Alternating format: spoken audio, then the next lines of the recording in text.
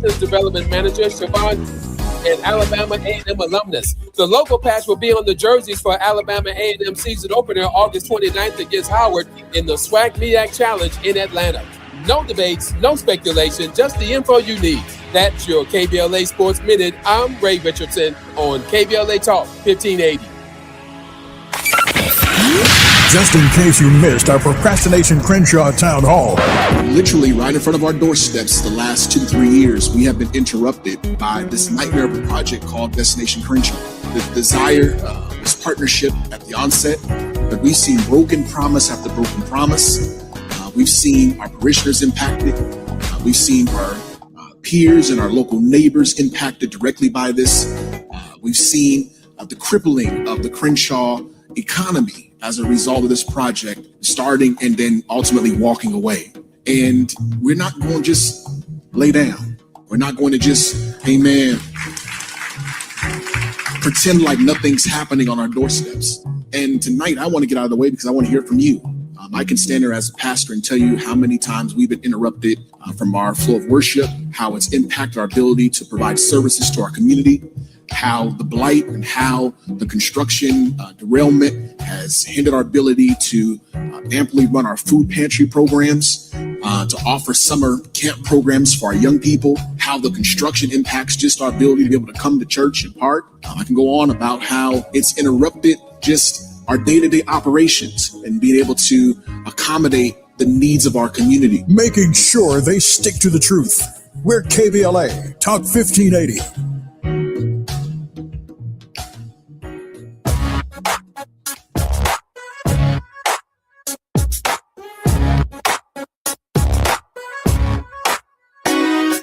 Jesse Jackson Jr. Show. The Jesse Jackson Jr. Show. The Jesse Jackson Jr. Show. The Jesse Jackson Jr. Show. Come on and talk with me. Come on and listen to me. Come on and talk with me. Come on and listen to me. KBLA Talk 1580. Download the app. I'm Jesse Jackson Jr.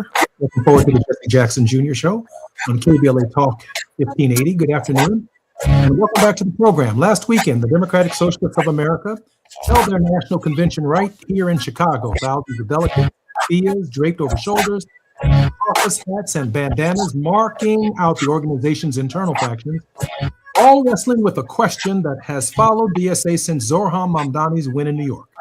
Can this movement actually build a multiracial, working-class coalition, or does it keep running into the same wall? Because here's what the numbers tell us. Mamdani won his primary. DSA-backed candidates are stacking up victories across the country, 35 and counting heading into November. But dig into the precincts, and in predominantly Black neighborhoods, in the areas where the median income sits under $60,000, the enthusiasm just wasn't there the same way. We saw it again in Michigan Senate primary, where a DSA-endorsed candidate, backed by Bernie Sanders himself, by AOC, by the whole squad, trailed badly among Black voters, even while running well with young and more affluent progressives. That's not a footnote. That is the puzzle I want to spend real time on today, because I don't think it's a mystery at all. I think Martin Luther King Jr. answered it 60 years ago in a sermon almost nobody reads anymore, and my guest today lives at exactly the intersection where the answer gets tested in real life. Bishop Joseph William Tolton is the founder and president of Interconnected Justice, a Black internationalist network built to connect African Americans with the continent and the diaspora, political power, economic power, and spiritual power moving together. He spent 19 years as a bishop of global ministries for the Fellowship of Affirming Ministries, doing frontline work across East Africa, stepping into this new chapter earlier this year. He was raised Pentecostal in Harlem, preaching from his own windmills as a 6-year-old boy before he ever preached from a pulpit. And here he spent his adult life proving that Black prophetic tradition and a fully affirming LGBTQ inclusive gospel are not in tension, they are in the same tradition, fully lived out. He's also been one of the sharpest voices connecting Black domestic politics to the global stage, writing about why Black America has to think internationally to defeat the agenda behind Project 2025, why Haiti's story is really inseparable from our own. So today we're going to talk about democratic socialism, about DSA Chicago Convention, about why Black voters, the most loyal constituency in the Democratic Party coalition, keep putting the brakes on a movement that says it's fighting for exactly what the people represent. Is it theology? Is it trust earned the hard way by decades of promises or broken? Or is it something Bishop Tolton sees more clearly than most of us, standing where faith, race, and global justice all meet? Bishop Tolton, welcome forward to the program. It is always good to be with you, my dear brother Jesse. Blessings to you. Tolton, I am so grateful that you're here. Let me, with this 3 minutes that we have just before we come forward, you watched this convention unfold in Chicago. What did you see in the caucuses, the kafiyas, the factions, and the news coverage that we all missed? I think overall, you certainly saw a very confident organization leaning forward, as there is such a wind at the back of this movement, given the recent wins that they've had, obviously in New York City with Mayor Mondami's endorsements, but also they've had wins in DC, in Washington, DC, and in Colorado. But what I also think we saw was a historic issue emerge where you've got those on the far left who are working around the proposition of economics, really wrestling with how do we integrate the questions of race and racial justice. And I think more importantly, as they emerge, they've got to deal with the question of the destruction of Black political power and how this movement is actually going to respond and answer that question as well, and how that movement understands the integration of those two questions. Where are we going in terms of our economic might and power for the middle class? And how does this speak to matters and issues of racial justice and the need for the reconstruction of Black political power, and how those issues are well integrated? Bishop Tolton, that's real talk right there, because Robinson versus Clay has been and was a major issue from my perspective in my campaign, because I made it so. But the DSA doesn't appear to be interested in the history of these Black political power moves that are being made against us by Donald Trump, Project 2025, the DIJ, and the entire MAGA movement. There seems to be more of an interest in their economic vision, what they see, and oftentimes it comes against the Congressional Black Caucus, the Congressional Hispanic Caucus, these caucuses that have been the beneficiaries of the Voting Rights Act. We have about 45 seconds before we come forward, Bishop, and I know we're going to get more into this, but it's all yours. Well, that is so well said, because the DSA doesn't have a Black voter problem. It has a Black history problem. And I think that's just what you lifted up. It doesn't seem to recognize the history of Black people as being so important and necessary to the ways in which we have produced a Black middle class and the safeguards that ensure that there's some sense of economic equity in our country. I'm Jesse Jackson Jr., listening to the Jesse Jackson Jr. Show. Our very special guest, the founder and president of Interconnected Justice, which was established in 2019, Bishop William Joseph Tolton. More when we come forward right here on KBLA Talk 1580.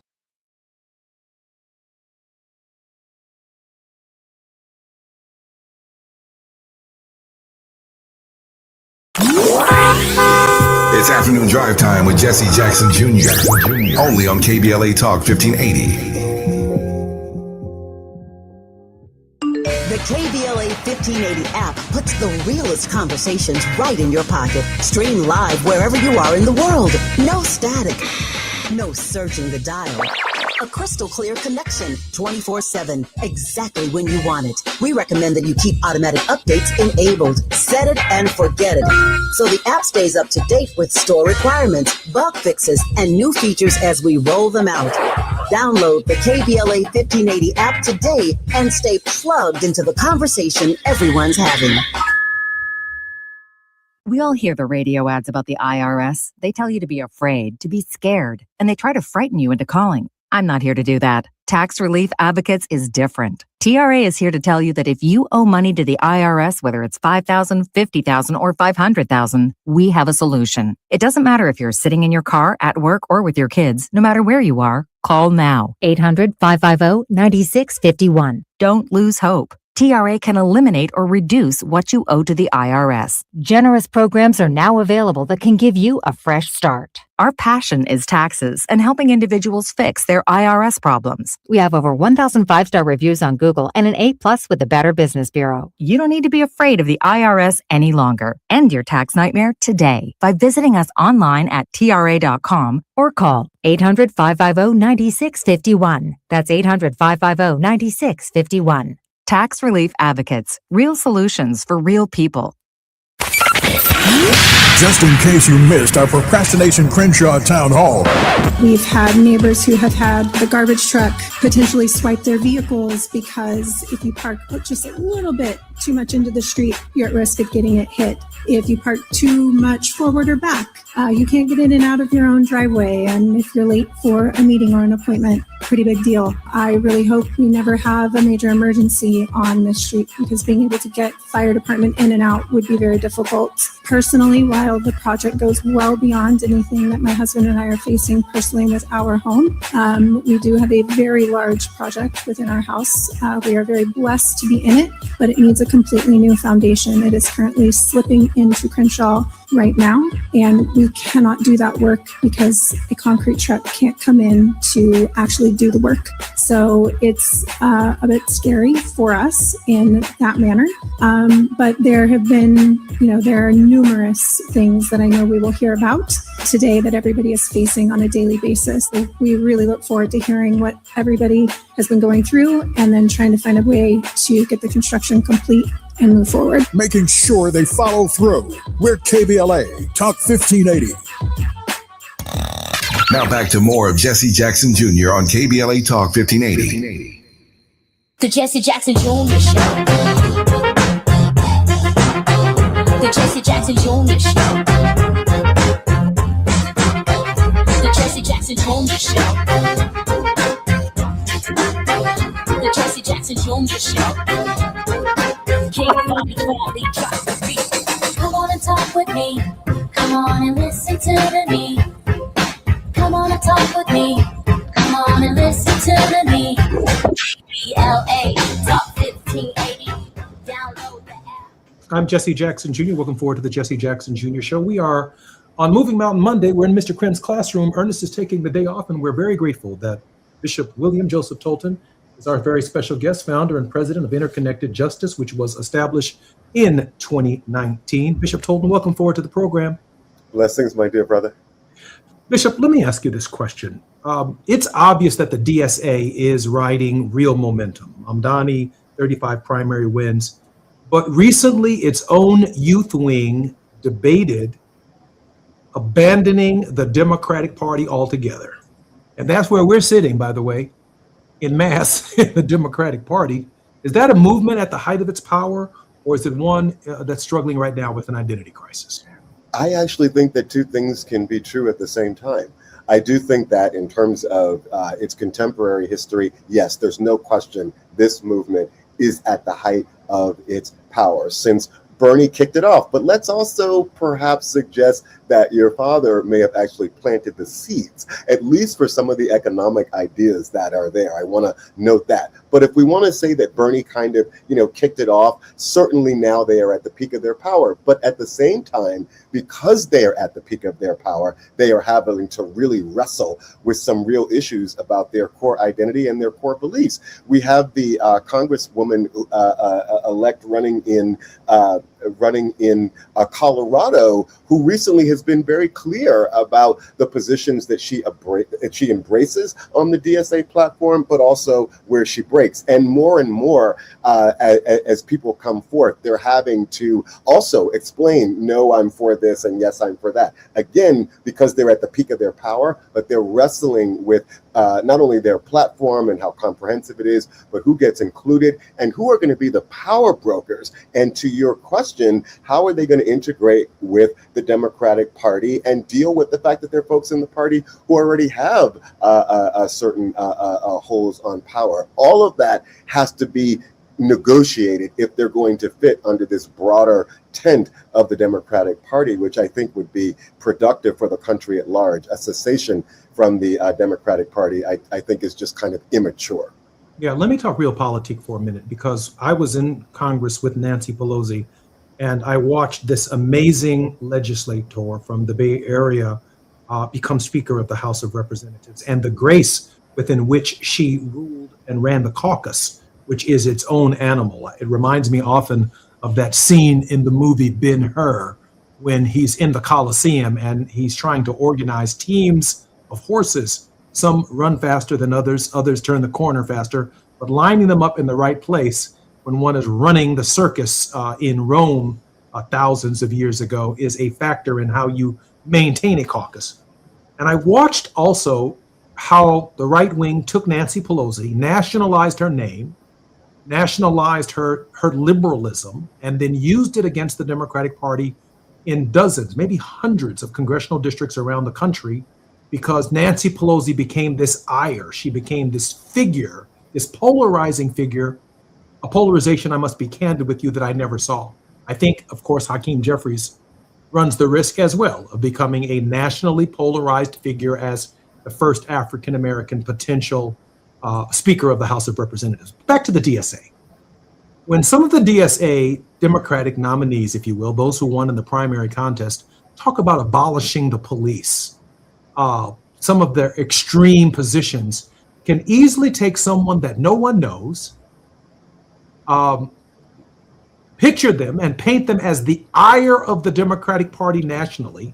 I suspect that's what's drawing the attention of James Carville and others, the danger of that, and literally use one candidate in a congressional district in Colorado, in New York, or anywhere, and use it against the entire Democratic Party, where it's impossible to hear moderate Democrats or even progressive Democrats who don't go that far in their positions. Any concern about that, Bishop Tolton?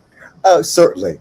We have to be concerned about that, but I don't think that we should become hysterical about it. And let me say this, there are certainly some positions that the DSA is taking, like abolishing the police, which we know are never going to fly. I think it's really important that they start to come out and really narrow down the things that are most important, particularly for this upcoming electoral cycle. So I think we've got to stay focused on what's happening in November and focused on the salient issues in their platform that they know are going to help the Democrats certainly take back the House, but potentially even take back the Senate. So in terms of kind of like the politics of how we run this game in between now and the election, which are really important, that's my sense there. But at the same time that we're doing that to confront this most urgent, immediate possibility, I also think that there's got to be some real work done upon really laying the groundwork for what is the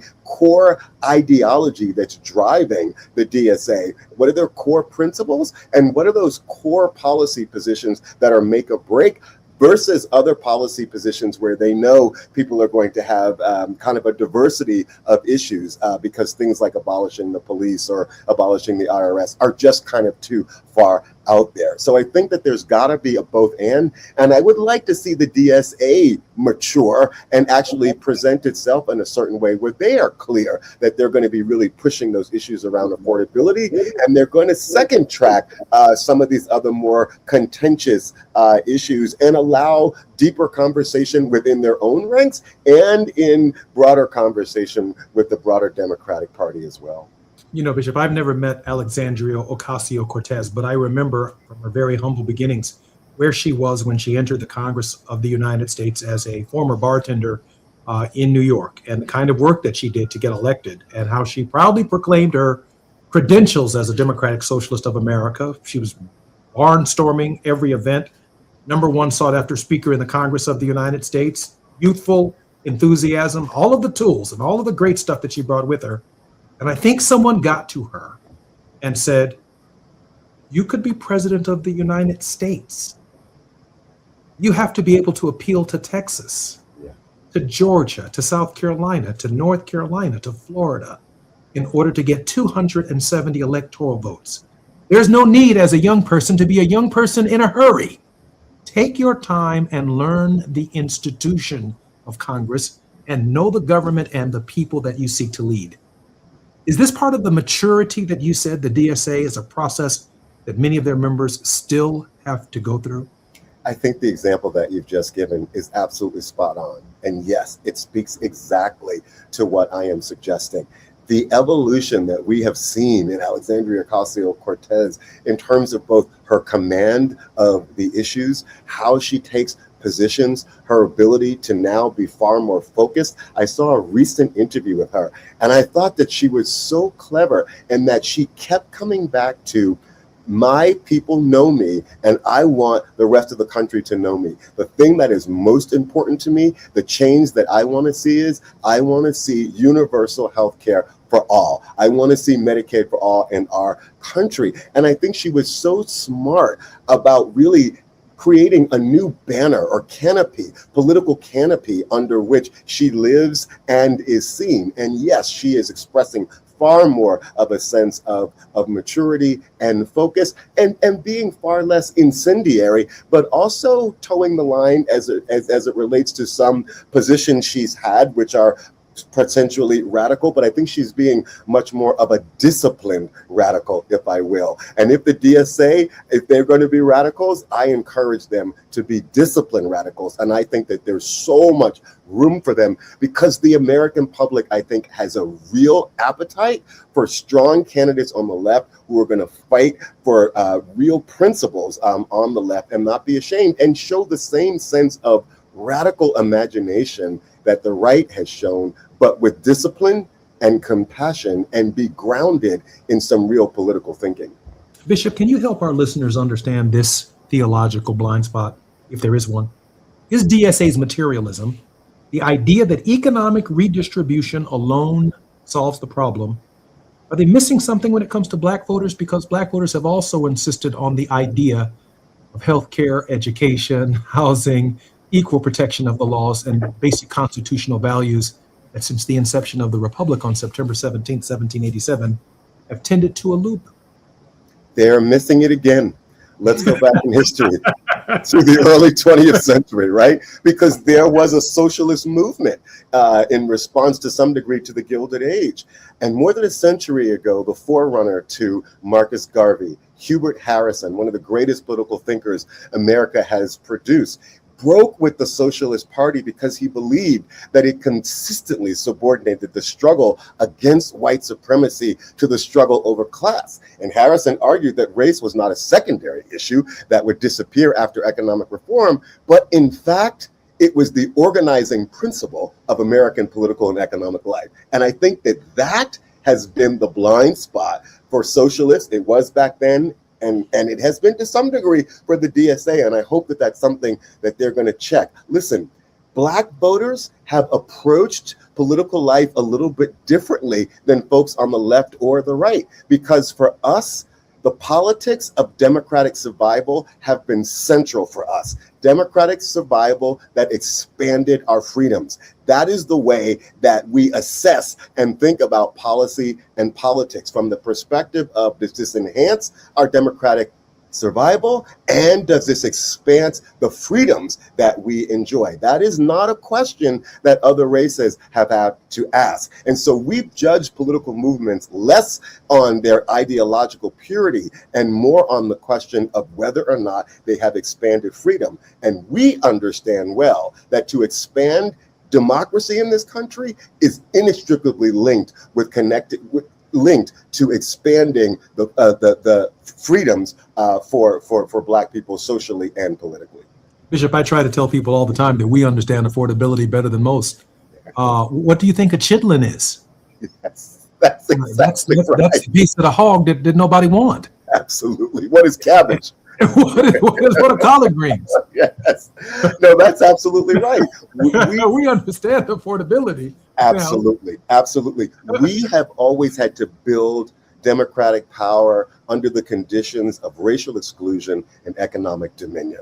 That is a distinction of our experience. And that history cannot be treated just as a chapter in a broader progressive story. It is the central story of America's modern democracy. You know, I think the caste and class arguments fall short against, we were right there on affordability. We've always been right there on affordability. We've got Aldi's, for Christ's sakes. We've got a Family Dollar. Kroger's and Publix is not across the street from our homes. It just isn't. and it's rare to find a Jewel's, right? We go to the communities in large measure where Home Depot is and where Walmart are. We understand what Walmart did to small businesses in our community when they put a grocery store in there, and all of the other school items, how it eliminated A&P. Mom and pop shops, exactly, and Absolutely. A&P and the black branded shops that we went to. Woolworths, And that's our language. Our language is in the affordability space. So we're really not, Bishop, in a caste or class debate with the society in ways that, let's say, Bernie and other architects of that movement would like to think and often make. That's absolutely right. We are really talking about the structure of our economy and its ability to be captured by an elite group that then racialize that capture and keep us as Black Americans out for obvious reasons. But here's the trick. They do the same thing to poorer white Americans. And poor white Americans, they have never had a champion. They've never had a Jesse Jackson. And so we also understand that, but they've been able to kind of close the mouths of poor white Americans because they feed them the bread of moral panic about immigrants and other racial issues. And so they get captured by these issues of morality and all of those kind of social concerns, and that's also a form of oppression that we, bringing our racial lens to this understanding or conversation about economics, can actually, I think, help to break the spell that many white working class people are under because they've been so captured. I had a really important question that I wanted to ask Bishop Tolton when we come forward. And when he headed down this line, I'm going to change it slightly. The question I was going to ask is why Black voters keep hitting the brakes. But now I want to ask an even more complicated question as we go into our longer break to give the bishop some time to think about it. Why has the working class white community in our nation never produced a Martin Luther King Jr. or Jesse Jackson? More on KBLA Talk 1580 when we come forward. I'm Jesse Jackson Jr. Bishop Joseph William Tolton is the founder and president of Interconnected Justice. More right here on KBLA 1580 when we come forward. It's afternoon drive time with Jesse Jackson Jr. Only on KBLA Talk 1580.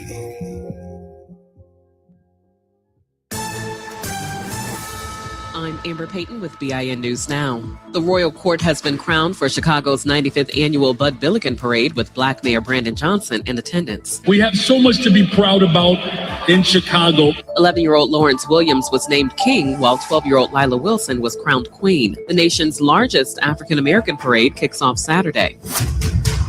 Lawmakers in Mississippi and Maryland are considering changes to how congressional districts are drawn.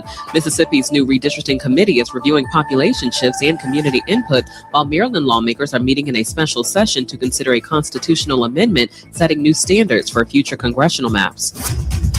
And singer Tems is the first female African artist to earn a diamond certification in the U.S. Her collaboration with rappers Future and Drake on the song Wait For You has now sold more than 11 million units. Get BIN News Now on demand 24/7 on the iHeartRadio app. Got issues with youth or high school sports? Positive Coaching Alliance can help. PCA, a national nonprofit, offers more than 1,000 free online resources for youth and high school sports coaches, parents, students, and administrators. Visit PCADevZone.org. This is the KBLA Sports Minute with Ray Richardson.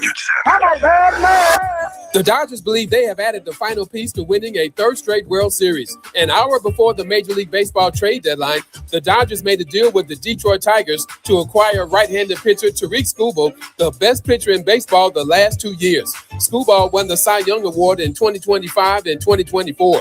The Dodgers only had to give up 3 minor league prospects to get him. Alabama A&M will be the first HBCU football team to wear a corporate logo on their jersey.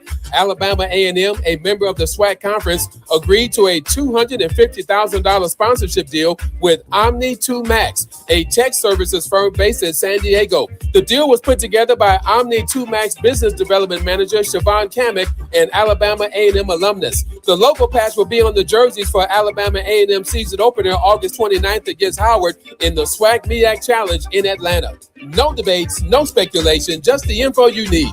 That's your KBLA Sports Minute. I'm Ray Richardson on KBLA Talk 1580.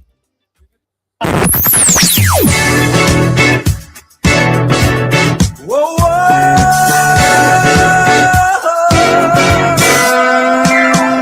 This is KBLA Talk 1580. Talk radio. That's music to your ears.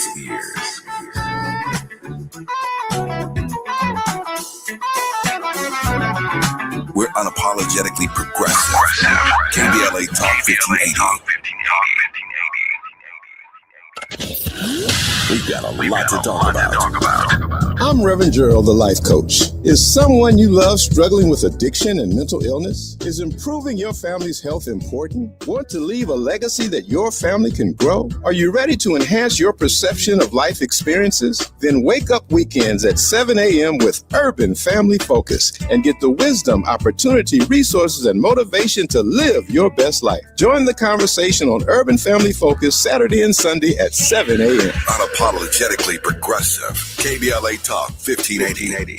We've got your black. Don't be anxious or confused about AI. Take control of your career when you get the skills to tackle real business problems and design specialized solutions. HR Dive reported that entry-level talent with applied AI credentials can receive up to a 25% salary boost. But where do you find training that you can trust? Future-proof your career and deliver more value with Humans Lead the Way AI. Their hybrid learning courses use practical definitions, real-world examples, and strategic insights to help you and your team understand AI with confidence. No magic, no hacks, no shortcuts. Just practical knowledge that helps you use AI more successfully. Don't wait. AI can never replace people who know how to use it well. Register for courses today at humansleadtheway.com. That's humansleadtheway.com. KBLA Talk 1580. We've got a lot to talk about.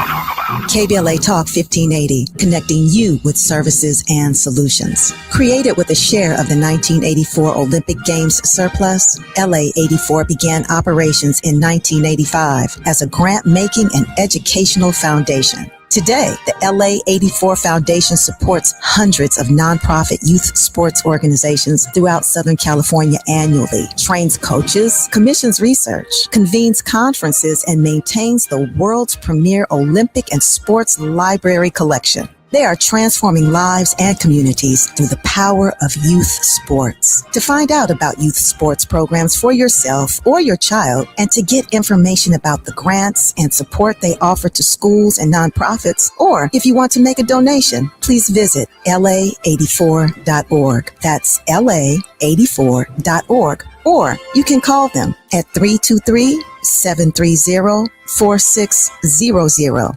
This is a community call to action from KBLA Talk 1580. You're listening to Jesse Jackson Jr. on KBLA Talk 1580. The Jesse Jackson Jr. Show. The Jesse Jackson Jr. Show. The Jesse Jackson Jr. Show. The Jesse Jackson Jr. Show. King Wally drops the beat. Come on and talk with me. Come on and listen to the me. Come on and talk with me. Come on and listen to the me. KBLA Talk 1580. I'm Jesse Jackson Jr. Welcome forward to the Jesse Jackson Jr. Show on KBLA Talk 1580. In the next hour, Reverend Dr. Terry Hord Owens is our very special guest in the Faith Not to Fall. She is the president and general minister of the Disciples of Christ Church here in the United States. She is the second woman and the first African American to lead that denomination, and we're always grateful for her insights on Monday on this particular time and during this period. Normally, the Ernest Krim classroom. Today, our very special guest is none other than Bishop Joseph William Tolton, founder and president of Interconnected Justice. Bishop, I'd like to dive right back into our conversation, if you don't mind. When I think about Mamdani winning his primary, he still underperformed badly in very black, poor working class precincts, that the DSA says it exists to serve. Why? And why has the Democratic Socialist of America not produced a Martin Luther King Jr. or a Jesse Jackson? Let me tell you, there's so many reasons I love coming on this show, but this question, I think, is definitely one of them. Nobody else will ask this question other than Jesse Jackson Jr. And it's such a big question. Couple of things here. Race has repeatedly fractured class solidarity. Working class white Americans have certainly organized around economics, the Knights of Labor, the Industrial Workers of the World, the Congress of Industrial Organizations, et cetera, et cetera. But racial divisions within these organizations continued to weaken these coalitions. It's also important for us to note that Southern elites in particular, and white elites, always go after these organizations, and they appeal to racial identity and often to disaggregate the durability of these organizations that are really being driven by class. So race repeatedly fractures class solidarity. I think it's also important to know that Black leadership has emerged from institutions that already existed. So the Reverend Jesse Jacksons of the world didn't come out of nowhere, but he inherited the traditions built by the Black church, historically Black colleges and universities, the civil rights movement, organizations like the SCLC and the NAACP. These were institutions where there was a tradition of moral authority that leaders had to draw from. Another issue is that white identity has never really depended upon collective liberation in quite the same way that our freedom has as well. They don't have the same sense of kind of an internal unity. And that's because whiteness is really a construction of the American imagination. I mean, at one point, the Irish were not considered white, right? Like Irish people were not white. America made them white because we invented the idea invented the idea of whiteness. And I would also say that the labor leaders that have emerged have rarely become national moral leaders. People like Eugene Debs and even Cesar Chavez, like they were labor leaders, but they never operated under the mantle of moral leadership. And what that meant was that they had micro movements. They didn't have macro movements that captured the imagination of a broader group that was able to really drive the creation of a movement that would create structural change. They were going after far more surgical change than the structural change of that was led to by leaders like Dr. King and Reverend Jesse Jackson and others. Great answer, Bishop. I'd like to press you on that just a little bit. In that, when my father marketed and coined the idea of the Rainbow Coalition, it became an inclusive movement that included the far left, the far right. He was very open about the idea of red, yellow, brown, black, and white. We're all precious in God's sight. The farmer, because we like to eat. The garbage worker, the social worker, the sanitation worker, because we want to stay sanitized and want to keep our neighborhoods clean, all coming together in coalition. He framed it that way. But when I hear Democratic Socialists of America, I immediately start with Karl Marx. I'm like, why am I discussing Karl Marx when I'm hungry as hell? Help me with that, Bishop. Is the framing of the DSA wrong? Many of the issues that they fight for are natural to who we are, but they pull us into a conversation about class and caste that doesn't necessarily deal with the tabletop issues. Because they don't go back to the root cause of the problem, in that the great American economy and capitalism and our success was built on the back of slaves. If you have a workforce that is as productive as the Africans who were enslaved was, and you do not have to pay that workforce, the margins on your profit are just off the chain. And based on their ability to exact more awful methods of torturing the Black body, which led to more efficient picking of cotton. That cotton was then sold to Europe. Europe turned it into clothing and was able to sell it around the world. And that operation became the core of the Industrial Revolution. So America's success as a capitalist nation was based on the efficiency of Africans who were enslaved being able to produce cotton and, of course, not being compensated at all for it, creating, again, these wild economic margins. You've got to go back to the fact that America fell in love with that system. America became defined by that system, and it was economic at its root, but it was totally highly racialized. The socialist movement of the early 19th century, and I think the DSA today, that blind spot is that they are not dealing with that core issue. The corporatization of our country did not start, in the Gilded Age. The opportunities for that were based on the ways in which the Black body was tortured, and ultimately that torture led to the production of America being the wealthiest country on the earth. That narrative must be core to their proposition.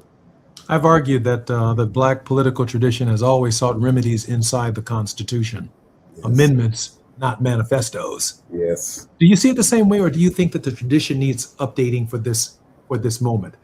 For me, it's like any program that comes out of the DSA convention, even if it's sound, is going to be called a manifesto. Yes, it will be called a manifesto. That is for sure. I think we may need both and. We may need some manifestos to, again, kind of electrify the imagination of leaders around the country. And then these leaders can bring along their constituencies. But you do have some DSA leaders who are arguing that we need some changes to our Constitution, like we've got to revisit the Electoral College, and we may even want to revisit the distribution of members in the Senate based on the population of your state. So I think that we're going to have a little bit of a play of a both and. A final question in this segment. You've written that Project 2025 was and is a global racialized operation. Is democratic socialism actually an answer to that threat, or a distraction from building Black political power on our own terms? You know, what's fascinating about that is on many levels, I think that what's coming out of the Sahel in Africa, particularly under Ibrahim Traore, is actually very remnant of some of the principles of democratic socialism. I'm not sure if there's conversation there, but I'm sure that there's some kind of study in terms of the ways in which he is really pushing African nations to be more, to covet their resources, to not sell those raw materials, but to actually refine them and turn them into finished goods that they're then able to sell for the benefit of their local populations. Because again, at the heart of democratic socialism, it is about a democratic system that delivers economic possibilities for its people.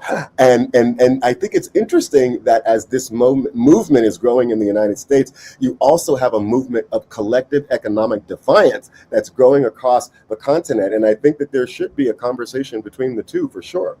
Mm-hmm. Is this a trust issue? I mean, we've earned it the hard way. We've seen broken promises from both Democrats and Republicans, the left and the right. Or is it theology, a movement that speaks the language of justice without the language of judgment? I think that it is definitely both. There is no doubt that we are a people who need to see the proof in the pudding, because we've been so brought along and so overpromised, and there's been such an under delivery historically. There's no question that is absolutely that's absolutely a part of this as well, Jesse. I'm wondering then between now and November, if that coalition can actually be built. I'm Jesse Jackson Jr. More with Bishop Joseph William Tolton, founder and president of Interconnected Justice, when we come forward right here on KBLA Talk 1580.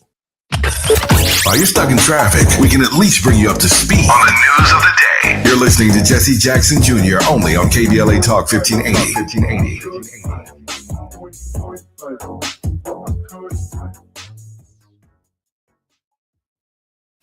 This November, you'll decide who leads California. So shouldn't you hear directly from the people asking for your vote?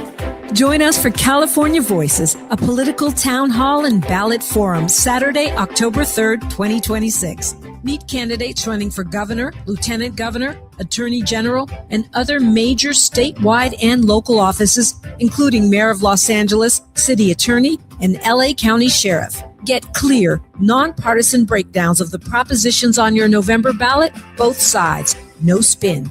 And ask your questions directly, in real conversation, face to face. California Voices is brought to you by KBLA Talk 1580 and the Empowerment Congress, giving you the information you need before you vote. Mark your calendar, Saturday, October 3rd, 2026, California Voices. Follow KBLA 1580 for details and download the KBLA 1580 app. Your vote, your voice. Be there. Lena Bloom for the Bail Project. Imagine you're stuck in a jail cell and you can't afford bail and someone offers you a way out. Just plead guilty and you can go home and kiss your kids goodnight. What do? What thousands have. You plead guilty whether you are or not. Cash bail makes poverty a crime. That's why the Bail Project helps those who can't afford it while fighting to end cash bail. Because freedom should be free. Brought to you by the Ad Council. Just in case you missed our Procrastination Crenshaw Town Hall. While Gavin was telling the story about the mural at LAX, I kid you not, Gavin, somebody just texted me a photo of it. See, this is unacceptable. That inside of LAX, they have a mural. These gorgeous, beautiful pictures of Destination Crenshaw. It don't look nothing like this. We don't know when they're going to restart or when they're going to finish, but they're marketing and promoting this inside of LAX. It's not right, y'all. It's just not right. You can't exploit us in that way, right? Get the project done, then you can brag about it. But can we finish it first? Keeping them in check. We're KBLA Talk 1580.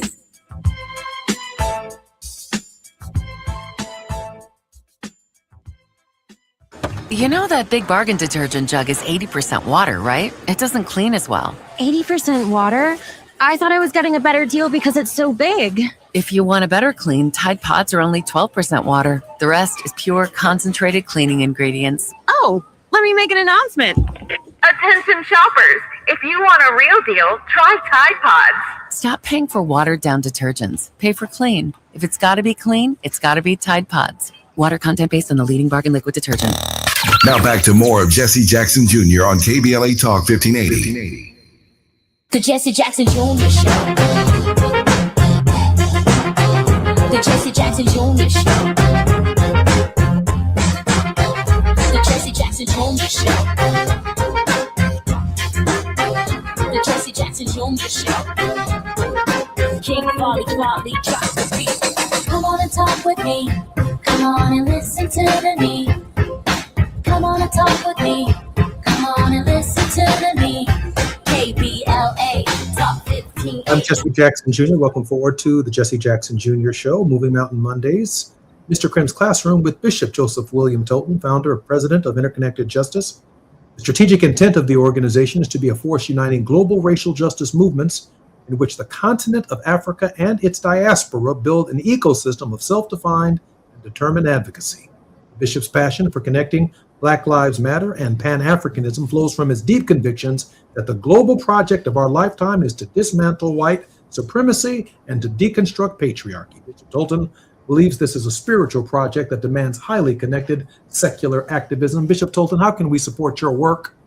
Blessings to you. Please go to icjustice.org. You can support us by certainly donating and contributing to our ongoing work to bring together African and African diasporan leaders that we might collectively reject the forces of white Christian nationalism and their global political intentions and advance a project of African reconstruction where we as African Americans and Africans discern and design and implement a future of our own collectively. That's icjustice.org. icjustice.org. The letter I, the letter C, icjustice.org. Please join. Please donate. Bishop Holden, let me ask you a couple of final questions. If you had 5 minutes, and let's take 5 of them now, with the delegates who just left Chicago's convention, what's the one thing you tell them about how to actually earn this constituency? Yes.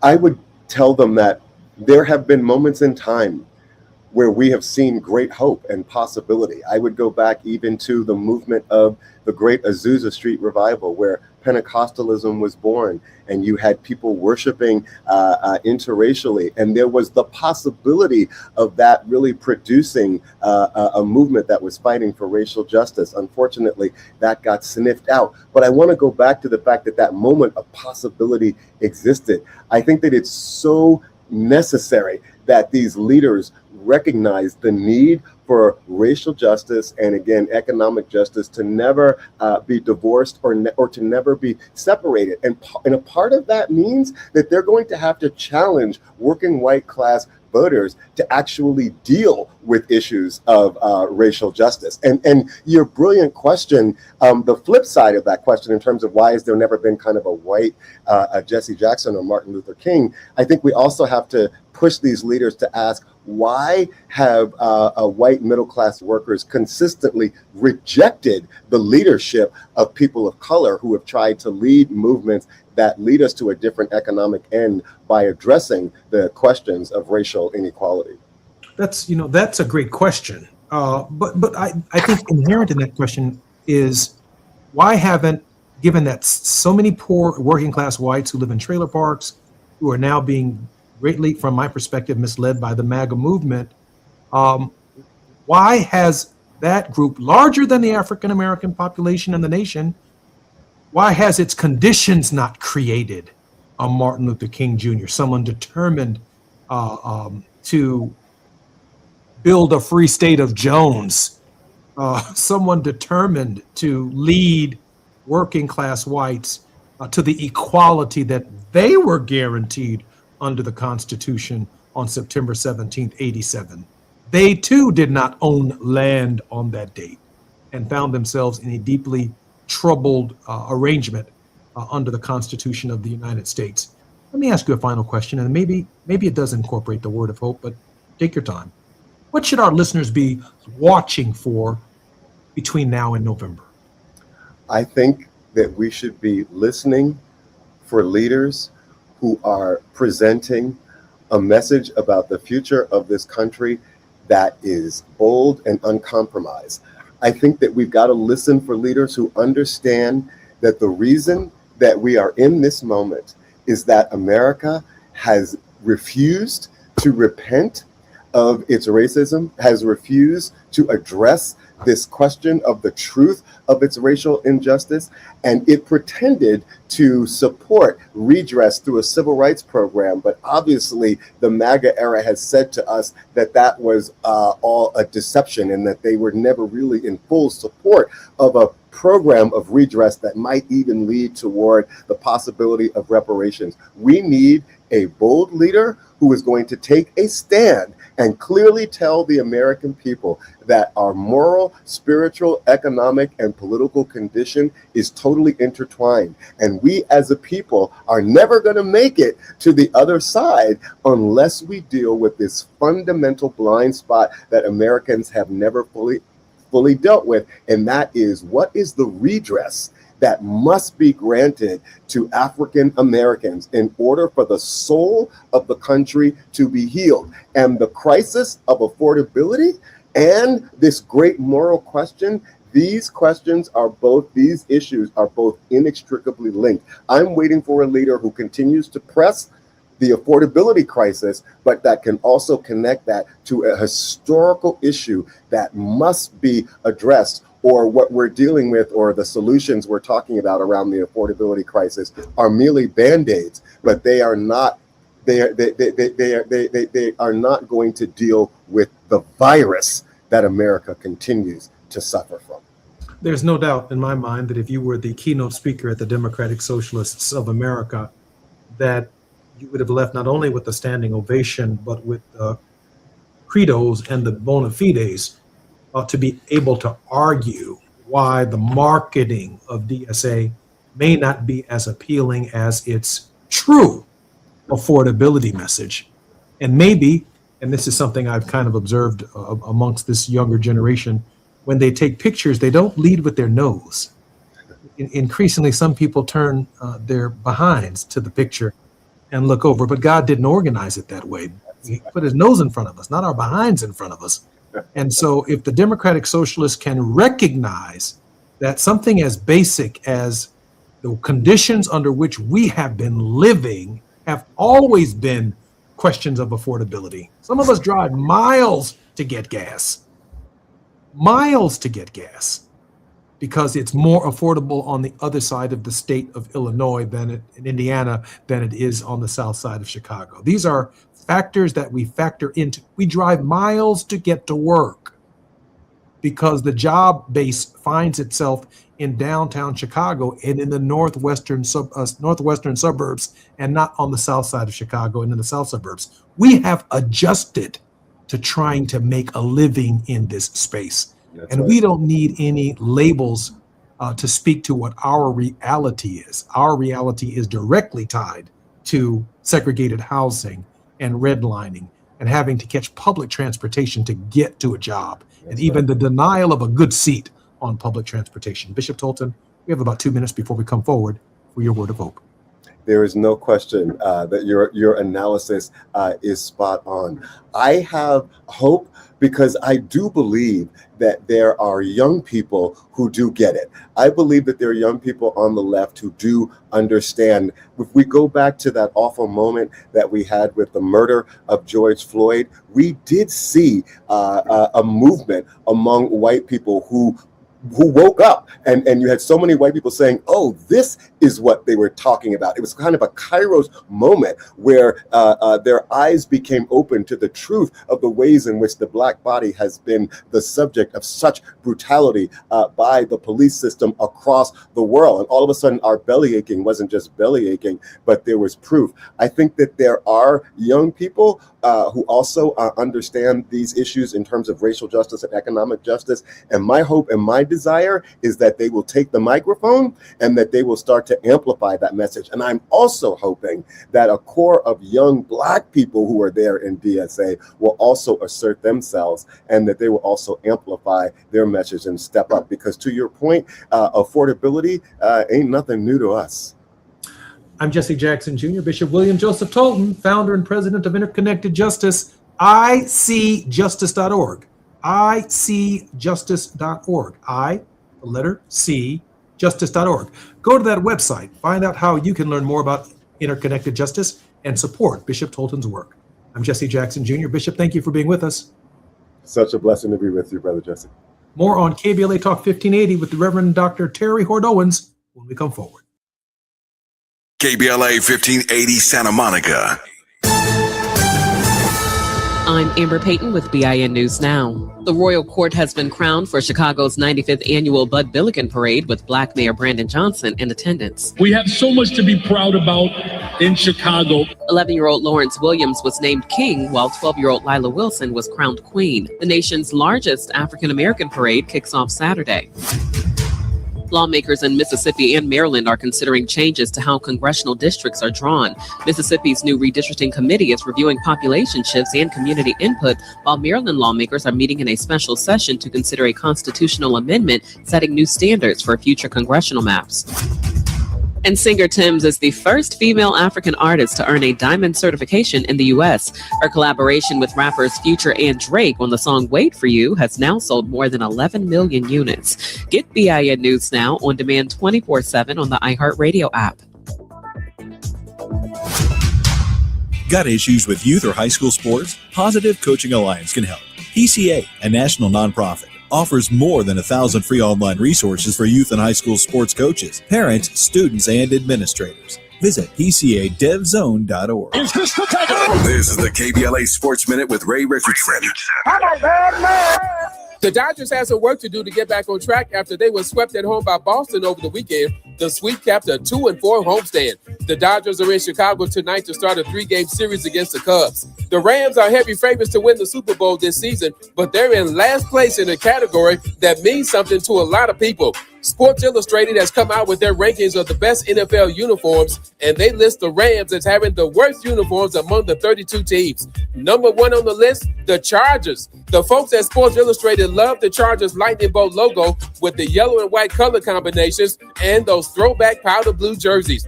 The top 5 uniforms on the list, the Chargers, San Francisco 49ers, Dallas Cowboys, Baltimore Ravens, and the Cincinnati Bengals. No debates, no speculation, just the info you need. That's your KBLA Sports Minute. I'm Ray Richardson on KBLA Talk 1580. There is no denying that we've always been the conscience of this country. KBLA Talk 1580 is progressive talk radio built for our community, by our community, and with hosts who look like you, live near you, and care about what you care about. 50,000 watts of truth right here in Southern California. KBLA Talk 1580. Listen live on your AM radio dial at 1580 or stream us live on our KBLA1580.com website or on our free KBLA 1580 app. Unapologetically progressive.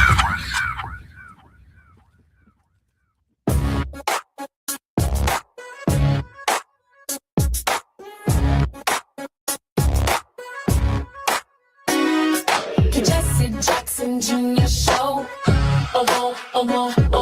The Jesse Jackson Jr. Show. The Jesse Jackson Jr. Show. The Jesse Jackson Jr. Show. Come on and talk with me. Come on and listen to me. Come on and talk with me. Come on and listen to me. KBLA Talk 1580. Download the app. I'm Jesse Jackson. Looking forward to the Jesse Jackson Jr. Show. We're moving now into something that touches the sacred and the urgent at the same time. My guest for this hour is Reverend Terry Cord Owens. This is her show, The Faith Not to Fall. She's the general minister and president of the Christian Church Disciples of Christ, the first woman of African descent to ever lead a mainline Christian denomination in this country. She was elected in 2017, reelected in 2023, and came to the University of Chicago's Divinity School, where after more than 2 decades in corporate America, she spent this ministry insisting that the church actually live the anti-racist, justice-centered gospel it claims to preach. She sits on the World Council of Churches. She's active with the Poor People's Campaign, and she's not the quiet, and she's not been that quiet when the moment demanded a word from the pulpit. And this moment demands one because over the past year, we've watched a pattern emerge in this country that none of us want to see again. Black men and boys, in at least one case, a Black teenage girl found hanging in public from trees, from playground equipment, on church property, case by case. Mississippi, Wisconsin, Georgia, North Carolina, California, and case after case, the same official conclusion arrives fast. Suicide, no foul play. And case after case, families say, prove it to us. A recent study modeled on Ida B. Wells's own Red Record identified more than 70 suspected modern-day lynchings across the Deep South since the year 2000, and its authors argue plainly that an early suicide ruling is often exactly what shuts down any deeper investigation. Reverend Terry Cord Owens wants to talk about that pattern today and what it means for church to stay silent while our children are found hanging from trees in 2026. Madam President, welcome forward to the show. Good to be with you as always. Madam President, a major moral crisis, the silence of the church. Major moral crisis. We have so many situations, and this is really not new in the history of Black people in this country. There have always been hangings, killings, people found dead, people gone missing, and systems of law enforcement not really interested in getting to the bottom of it. And in many cases, members of law enforcement being actually culpable for what's happened or participating in the cover-ups. Just the rash of killings that we saw around July 4th from Nolan Wells, and even a little earlier, friends of mine, their son, Howard University, was found dead, and no one has answers. And people do want to jump to these conclusions it was suicide, let alone foul play. So it's a very disturbing trend, and I think that it continues to remind me. I'm married to a Black man. My father is a Black man. I gave birth to a Black man. I have a grandson who is a Black man, and not just the boys, but the girls also are in a world where, particularly the church, we proclaim this idea of the Imago Dei. Many of us are saying that the dignity of human creation is violated when you don't respect our right to vote. That's the first moral ground upon which we ought to be fighting for protection of the right to vote, as opposed to reduction of that right. But the right to life and dignity, you're seeing all the issues that are happening with the federal government, the duplicity, the corruption, the racism, the xenophobia. All of those things are making what's happening in our local communities, local law enforcement. The FBI is corrupted. So it's in the water. It's like, it's just okay, as though people think the general population is going to accept these very sketchy reasonings about what happened. I'm just really disturbed. And now that there is an unexplained death that has come close to the circle of people that I know, I'm particularly just concerned about all of this. There's just been too much, and we're not saying enough, and no one is demanding answers, and no one is forthcoming. And the sad thing is that it's okay to just let it, the next news cycle will get rid of it. There's no sense of accountability by local law enforcement that they have to come up with the right answers here. Madam President, let's start with what families are actually experiencing, case after case.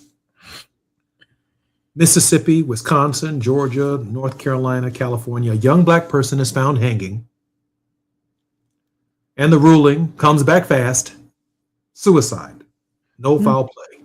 Mm-hmm. Why does that sequence by itself reopen a wound this country has carried for over a century? The primary, as you know, the primary method of lynching for centuries was to hang and then set the body, on fire. The history of public lynchings in the United States, and I think legal scholars even say that you can lynch people by means other than hanging. But for us, that emotional visual and the emotional memory of seeing bodies literally hanging from trees, from Billie Holiday's Strange Fruit, it's such a, it led Brian Stevenson to create the Legacy Museum down in Montgomery. That has been such a visceral way of local people, local white people taking what they call justice into their own hands. So whenever we see a noose, right, just the very idea of a noose is triggering for us. I remember when we first moved into the home we live now in Calumet City, there was a billboard as you were driving past this large cemetery. And we'd been here maybe 2 months. There was a noose, and it looked like a burnt body and effigy on the billboard. And I wrote a letter to the Southtown News, the local paper, really reached out to the woman who was then the mayor of Calumet City, and was just really, really angry. And there were people who reached out to me to say, oh, that's just somebody trying to create problems for the Democrats in the election, or trying to create problems for this particular mayor. And I was so incensed. I made several calls to the mayor's office. She apparently came by my house when I wasn't there, but never really followed up. It took me a while to actually get in touch with her. But the idea that I was just let that go. Oh, that's just somebody trying to pull a thing. It's so triggering, and nobody wants to deal with it. And yet we know that the symbolism of the noose is real. So I don't think it's coincidence that these young people are being found hanging. I don't think it's suicide. And I think somebody's using that symbolism to make statements. I'm Jesse Jackson Jr. We're talking about the hangings of many more Black men other than what has taken place in Mississippi with Brother Nolan Wells, and the silence from the community, the silence from elected officials on these deaths, these subject matters, and the impacts that they're having on families. We have more to talk about right here on the Jesse Jackson Jr. Show on KBLA Talk 1580. It's Moving Mountain Monday with Reverend Terry Hort Owens when we come forward. It's afternoon drive time with Jesse Jackson Jr. Only on KBLA Talk 1580. The KBLA 1580 app puts the realest conversations right in your pocket. Stream live wherever you are in the world. No static. No searching the dial. A crystal clear connection 24/7, exactly when you want it. We recommend that you keep automatic updates enabled. Set it and forget it. So the app stays up to date with store requirements, bug fixes, and new features as we roll them out. Download the KBLA 1580 app today and stay plugged into the conversation everyone's having. Just in case you missed our Procrastination Crenshaw Town Hall. And we are here on the chocolate side of Los Angeles to simply lift up Black dignity, Black honor. No spirit of hatred here. We here because we love our people. We love the people of this community. We love the people of every corner of this city. But some of us start on the chocolate side. And so all of the critiques, all of the calls for accountability have nothing to do with ad hominem attacks on any elected official. It has to do with either indifference or incompetence, maybe even corruption. We don't know, but we just want to make sure that everyday people in this community are treated with the dignity that they deserve. That's why we're here. Holding them accountable. We're KBLA Talk 1580.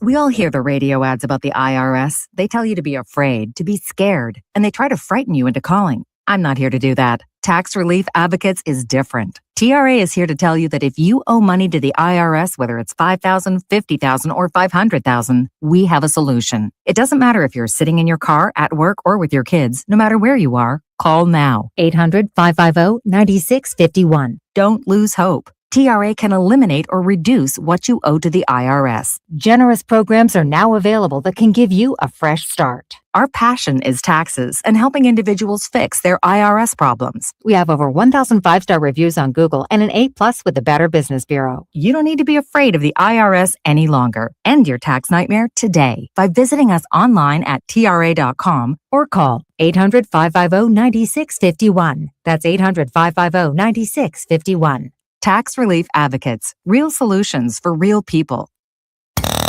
Now back to more of Jesse Jackson Jr. on KBLA Talk 1580. The Jesse Jackson Jr. Show. The Jesse Jackson Jr. Show. The Jesse Jackson Jr. Show. The Jesse Jackson Jr. Show. King Volley drops the beat. Come on and talk with me. Come on and listen to me. Come on and talk with me.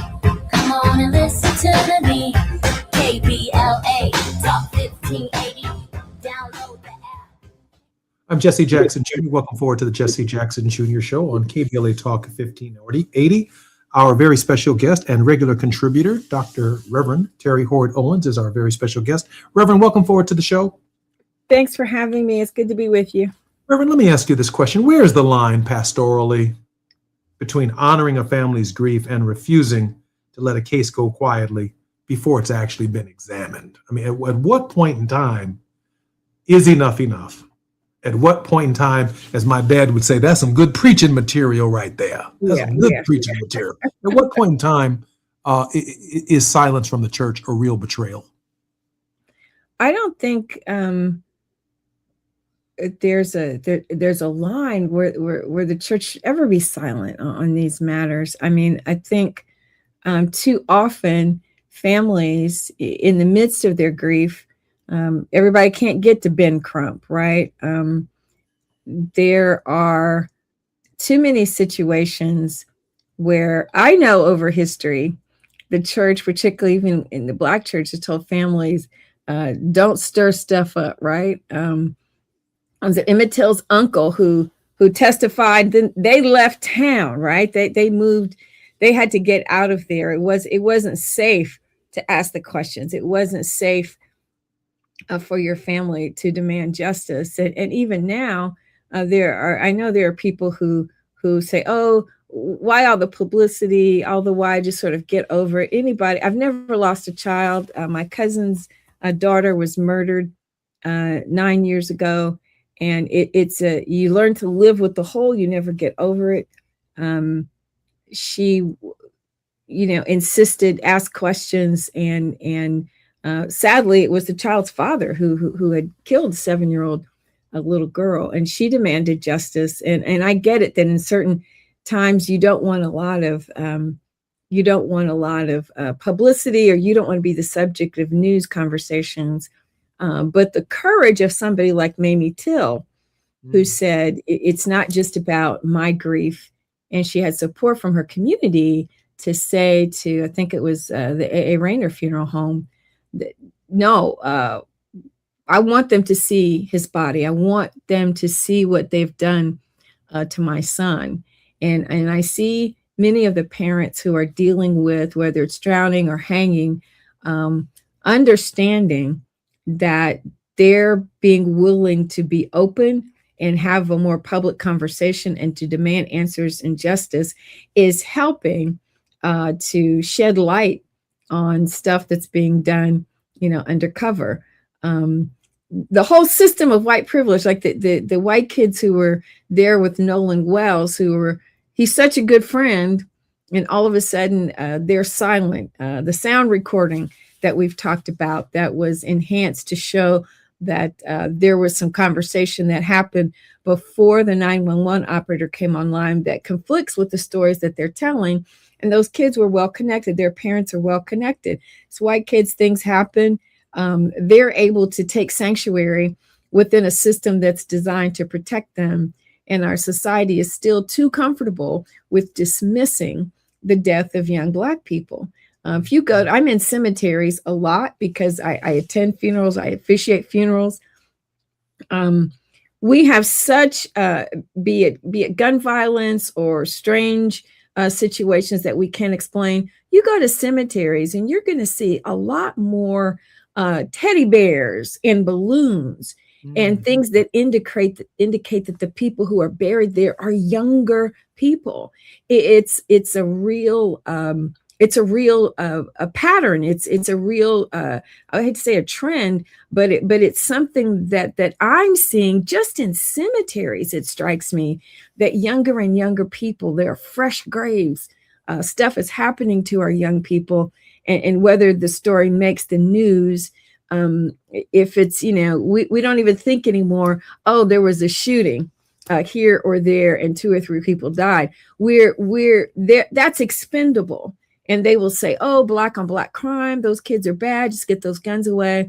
But what it is doing, it's actually causing wider society. They can, because they've been told that it's okay to dismiss what happens in our community and what happens with our children. And too often churches aren't taking the bigger picture. We'll pay for a funeral.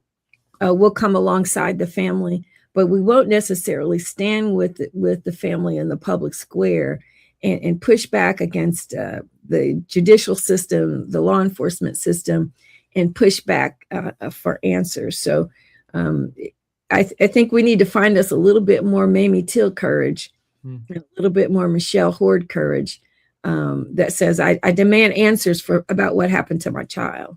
Madam President, Carolyn Adams writes on our social media, it feels more like a planned nationwide ritual initiating or a challenge, especially during the 4th of July weekend.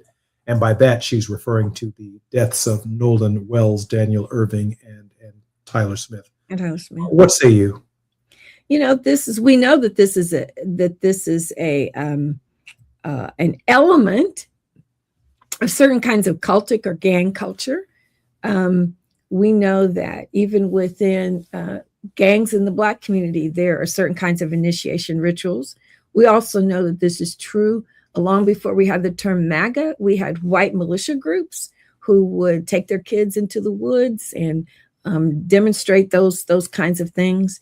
My 8th grade history teacher used to tell us about going to Klan rallies and how he had his own Klan and hood and the things that he was taught and the ways in which he was taught to handle a gun.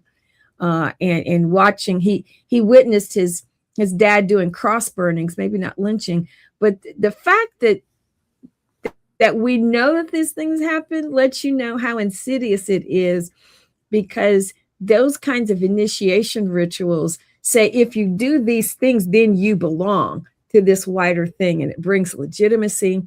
And in a world where so many kids are seeking, particularly at a certain point in their life, for that kind of acceptance and belonging, when we have systems of communities that say this is acceptable behavior in order to belong, or even as a form of protest over the 4th of July, we're morally bankrupt if that's what we're teaching our young people is necessary to be respectable in their communities. It's horrifying to think that young people are being told, hang a few people, kill a few people, and you'll be a man or you'll be a part of the community. It's just horrifying. Madam President, there's a second crisis that's taking place at the same time. From Spokane, Washington, 3 fires burning as one complex, more than 600 structures already damaged or destroyed. I'd hasten to say that these wildfires are not being set by arsonists, although I can't prove that. That's for the investigators to determine. But one thing's for sure, the kind of storms that blew through Chicago, that have been blowing through some of our communities, are absolutely not triggered or set by arsonists. Right. Madam President, you operate in a very spiritual space. What's going on? First of all, climate change is real. Hello. For those of you, if you didn't know that now, if you have a question, then you're not seeing what your eyes are clearly showing you. You're ignoring data and science. So the intensity of the storms and the frequency of the storms, we have a ministry within the disciples, and in most mainline denominations, in most denominations, Black or white, have some kind of disaster recovery ministry. But we operate within a network that's affiliated with something called the ACT Alliance, which is a global thing. And we will tell our folks that instead of like sending paper towels to a location, right, we give money to Week of Compassion. Week of Compassion identifies the partners who are on the ground and communities that are on the ground. And it used to be 9 years ago when I first started this job. I started right before Hurricane Harvey and Hurricane Maria. We are still doing work in Puerto Rico to help them recover. There are still roofs that have not been repaired after Hurricane Maria in 2017. There are still scars in the Gulf Coast area near Houston that are left from Hurricane Harvey. Wildfires, we see what's happening with the poor air quality just a few weeks ago. Wildfires all across the country. Our Week of Compassion has been in touch with so many congregations, because it's not just church buildings, it's people's homes, people having to evacuate. And when you have repetitive natural disasters that are occurring, it quickly begins to outstrip individual family resources and even community resources to come across them. You think about, was it Pacific Palisades? Very affluent community, right? Where many of the stars had homes and their homes were burned down. And we were, they're feeling the pain of losing their luxury dream home. Well, there are so many communities where this is happening and people don't have the resources to rebuild. And insurance companies don't even have the whole actuarial science of how you calculate risk and determine. Insurance companies are pulling back from offering certain kinds of insurance in certain kinds of places. So we have a community, a society that's being depleted of its ability to help each other. And unless we prioritize the ability to take care, the ability to get reasonable and affordable insurance, greater insistence on doing things that will help to mediate the impacts of climate change, like, getting away from fossil fuels, setting greater standards for construction and air quality and car fuel efficiency and all of those things. The Trump administration has pulled us back away from all these societal standards that we've put in place to try to keep some of this stuff in check. And I think we were at a point with the Paris Accords where they say, well, if we do these things, if we're aggressive about it, we can kind of hold back the night. Well, now all of the guardrails are off, and we're seeing the intensity. And community organizations are quickly being stripped of resources because there's so much that's happening, and it's becoming harder and harder for families and communities to be able to bounce back. There'll be another fire. There's another hurricane. It goes on. And it's troubling in the faith-based space because even the government agencies that used to help, USAID, right, and other agencies, they're pulling away money to help people recover from natural disasters or even to try to resettle refugees. The federal government is pulling away money to help people in communities. And there's not enough capacity in the faith-based community to replace money from the federal government that used to be more readily available to do these things. Madam President, are these justice issues? And the reason I raised that question is we've seen the deaths on July 4th, and we've seen the internet essentially become an investigative staff for the Mississippi justice system.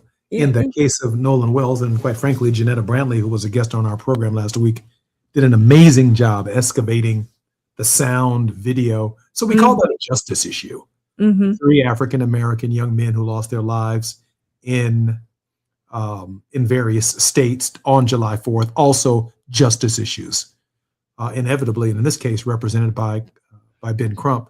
But I'm wondering, given that hundreds of people lost their roofs, and the U.S. has pulled out of the Paris Accords and has pulled out of the idea that climate change is real, that drill, baby, drill is the mantra of the day.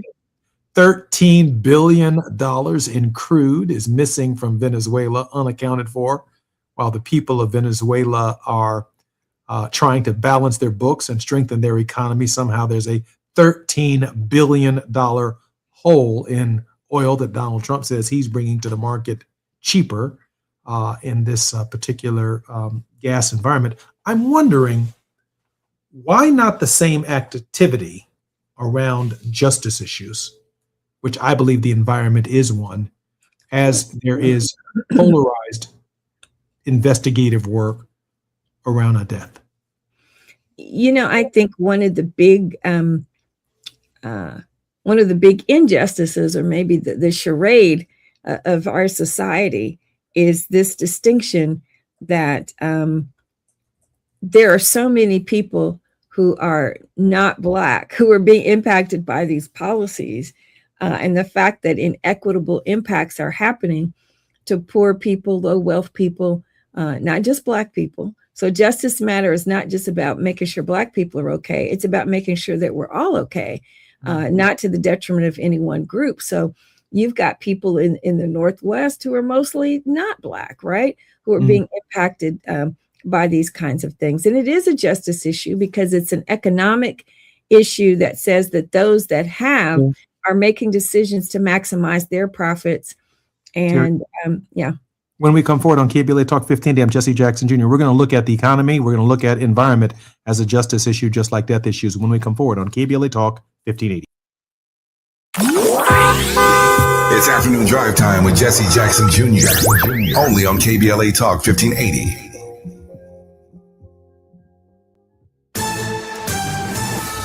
I'm Amber Payton with BIN News Now. President Trump says he looks forward to Todd Blanche being confirmed as Attorney General. He's going to do a great job. Everybody knows it.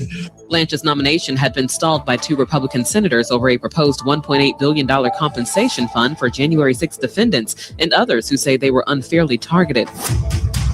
Black Los Angeles Mayor Karen Bass is significantly outpacing challenger Nithya Raman in fundraising. Bass raised more than $511,000 in June and has brought in nearly $3.8 million overall, compared with Raman's roughly $1.2 million. The general election is set for November 3rd.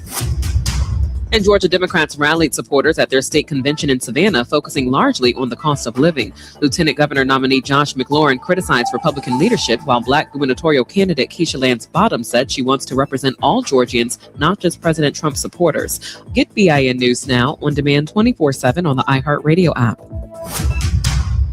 Got issues with youth or high school sports? Positive Coaching Alliance can help.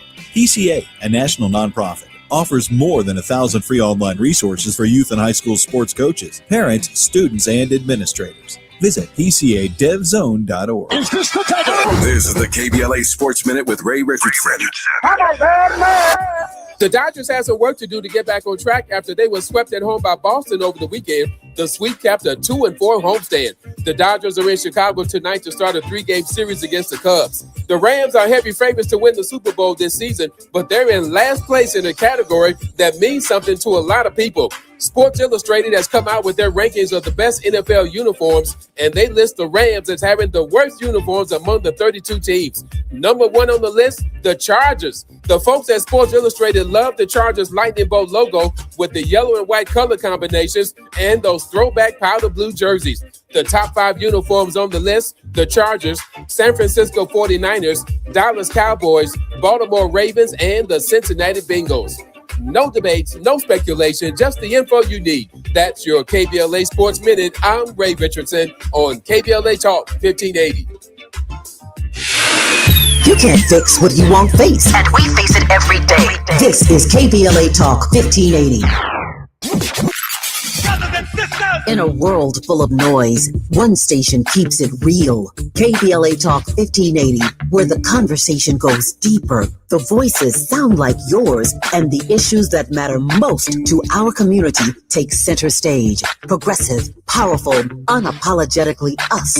Whether you're driving through the city or tuning in from your home or office, join the public square. KBLA Talk 1580. Your home for talk that enlightens, encourages, and empowers. Listen live on our free KBLA 1580 app, on our website at KBLA1580.com, or on your radio dial at 1580 AM. Unapologetically progressive. Don't be anxious or confused about AI. Take control of your career when you get the skills to tackle real business problems and design specialized solutions. HR Dive reported that entry-level talent with applied AI credentials can receive up to a 25% salary boost. But where do you find training that you can trust? Future-proof your career and deliver more value with Humans Lead the Way AI. Their hybrid learning courses use practical definitions, real-world examples, and strategic insights to help you and your team understand AI with confidence. No magic, no hacks, no shortcuts. Just practical knowledge that helps you use AI more successfully. Don't wait. AI can never replace people who know how to use it well. Register for courses today at humansleadtheway.com. That's humansleadtheway.com. KBLA Talk 1580. We've got a lot to talk about. KBLA Talk 1580, connecting you with services and solutions. 10 Toes In serves as a mentorship and domestic violence prevention program. They support, educate, and empower couples during and after incarceration. They assist male returning citizens to re-enter society successfully and to help them maintain a healthy relationship with their romantic partner. They offer a mentorship support group for formerly incarcerated men. 10 Toes In teaches its Intimate Relationships 101 curriculum at male prisons throughout the state of California. They host sister support group meetings for women who are intimately involved with incarcerated and formerly incarcerated men. 10 Toes In is a 501c3 nonprofit organization. To access their services or make a donation, please visit them online at 10toesin.org or find them on Facebook or Instagram. They are healing lives through relationships. This is a community call to action from KBLA Talk 1580. You're listening to Jesse Jackson Jr. on KBLA Talk 1580. The Jesse Jackson Jr. Show. The Jesse Jackson Jr. Show. The Jesse Jackson Jr. Show. The Jesse Jackson Jr. Show. King Wally drops the beat. Come on and talk with me. Come on and listen to me. Come on and talk with me. Come on and listen to me. KBLA Talk 1580. I'm Jesse Jackson Jr. Welcome forward to the Jesse Jackson Jr. Show on KBLA Talk 1580. It's Moving Mountain Mondays. We're in the Faith Not the Fall with Reverend Terry Hoard Owens. Reverend Owens, welcome forward to the show. Thanks for having me. Always good to talk with you. Reverend Owens, how can we support your work?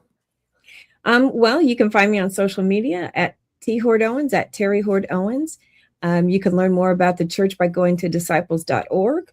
I have a book that was released last year called Staying at the Table, Being the Church We Say We Are. You can find that on all the places where you get your books online, Amazon, Barnes & Noble, and at our press, chalicepress.org. But thank you, Madam President. Madam President, let me get back to these justice issues. We have defined justice issues largely in no small measure because during the after Brown versus the Board of Education, the death of Emmett Till, the Civil Rights Movement, Rosa Parks, Dr. King's efforts, SNCC's efforts, desegregating lunch counters, desegregating communities, we've defined them racially. Rarely do our leaders or our community define justice issues outside of personal injury caused by another race. Like, for example, I could easily sit here and argue that the 10 African-American young men who got shot last week in 2 or 3 cities in this country didn't get the time that Nolan Wells did. It's a justice issue. It's not just Nolan. It's what we did to ourselves in these particular unsolved crimes that are also justice issues. But then there are other justice issues, how we treat women. There are justice issues, how we treat the disabled, how we treat the weather is a justice issue. Many of us get by without paying home insurance coverage. But now flood insurance is now a factor in the way we have to live our lives, even in major cities. When are we as a church, when are we as a community going to expand our vision on justice beyond racial harm? I think we, as most denominations, are probably, unfortunately, more concerned about the institution's survival. I mean, the institution of the church, and not as concerned as we should be about the work that Jesus really gave us to do. And if you boil it down to loving God and loving neighbor, for me, loving neighbor is the ultimate drive for justice, because it says, if I love you as much as I love myself, then I want for you for the things that I want for myself. And I don't see it as a problem for you to have even as much as I do, right? I don't see it a problem for you to live in a home where it's warm in the winter and cool in the summer, where you're not being outstripped of your resources just because you have to go to the hospital.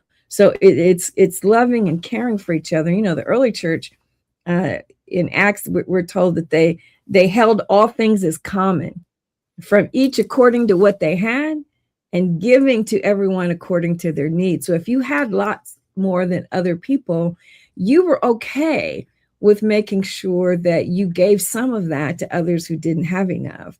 And you know, I'm not sure that there's a better economic system than capitalism, but we use these words socialism and communism to scare each other by thinking they're going to take what you have. And we forget about the fact that this is a nation where we're supposed to be caring for all, the least, last, and the lost. And we allow people to make exorbitant amounts of money. We remove regulatory requirements that would protect the least and the last. We have toxic parts of our communities where we've allowed all kinds of stuff in the soil and the water to impact people who can't afford to move away from those places with the idea we're just allowing companies to make more money. So we're more concerned about pleasing those corporate interests than we are about making sure we have safe air, water, and soil, making sure that we that all of our communities are safe from gun violence. The United States is the only developed country in the world that we have one gun for every person. I mean, it's a ridiculous number of firearms. We're not living in the 18th century anymore, where there are where British militia are coming to your door. That was the reason for the Second Amendment. But we're more concerned about the people who are in power and authority, and we're more concerned about making sure we keep our power and others don't get it, and we don't care for one another. And churches we've bought into and been built by a lot of that same kind of society. There was a time when if you were a decent human being, right, you had particularly in the mainline Protestant tradition that's predominantly white, you had a country club membership and you had a church membership and you were a good person. And all you cared about was what happened inside that building on Sunday morning. That's not the Christian message. That's not the message of any major religious tradition. So we're not even plugged into the things, the traditions that guide who we say we are. And we're more concerned about not upsetting the apple cart, or maybe even not upsetting certain donors. Politicians are more concerned about their donors than they are about what's doing right. It's moral bankruptcy at the highest level. And if we could help everybody understand the things that we do have in common, poor whites would vote with poor blacks and all, people of color. We have much more in common, because the same things that are affecting poor white communities are also affecting poor black and brown communities. But they have used the racial issue as a cudgel to keep us from building solidarity that could that would allow us to assume the kind of power that really reflects most of America. Most of America isn't making billions of dollars.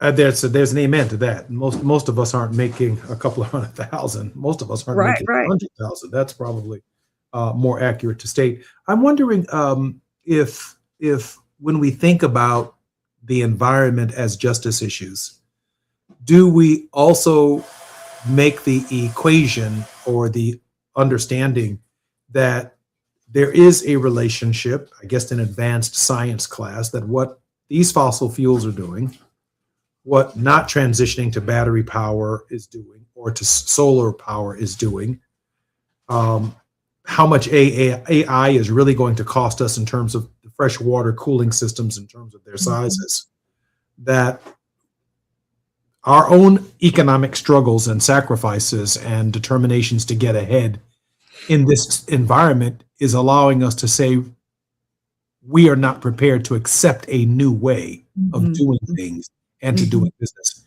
That too, ignorance is a factor in what's taking place as well. Some of us just want gas in our car. Right. And that ignorance plays a role, and people say, oh, you just don't understand what AI is going to do for the next generation.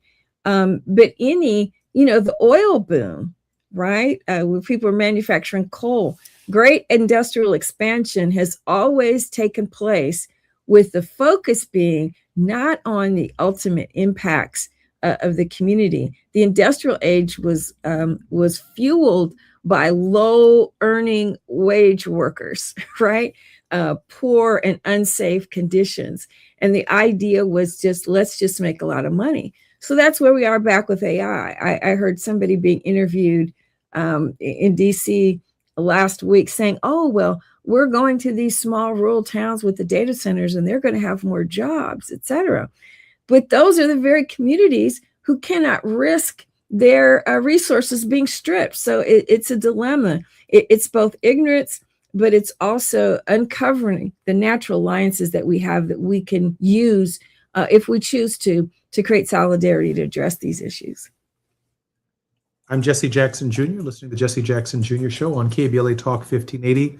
We're broadening the definition in this hour on issues that affect justice, not just the premature death of our young men and our young women, but why the environment in our community is not seen as justice, why healthcare is not seen as a justice issue, but as an entitlement. Why is an equal high quality education not considered a justice issue, like the deaths of young people in our community. I'm Jesse Jackson Jr., a thoughtful conversation with Reverend Terry Ford Owens. More when we come forward right here on KBLA Talk 1580. While you're stuck in traffic, we can at least bring you up to speed on the news of the day. You're listening to Jesse Jackson Jr. only on KBLA Talk 1580.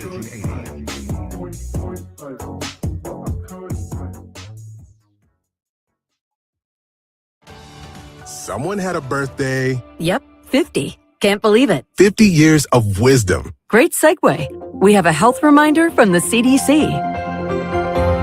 Pneumococcal vaccination is recommended for adults 50 or older. Says here, we're over 6 times more likely to be hospitalized with pneumococcal pneumonia than adults under 50. I don't love those odds. Same. Look what I found. Pfizer's Prevnar 20 is proven to help protect adults against pneumococcal pneumonia and invasive pneumococcal disease in just 1 dose. And millions have already gotten it. Continued approval may depend on a supportive study. Don't get Prevnar 20 if you have a severe allergy to its ingredients. A weakened immune system may lower your response. Common side effects include injection site pain and swelling, fatigue, headache, muscle, and joint pain. For full prescribing information, please call 1-855-213-2138. Visit Prevnar20.com or talk to your doctor or pharmacist.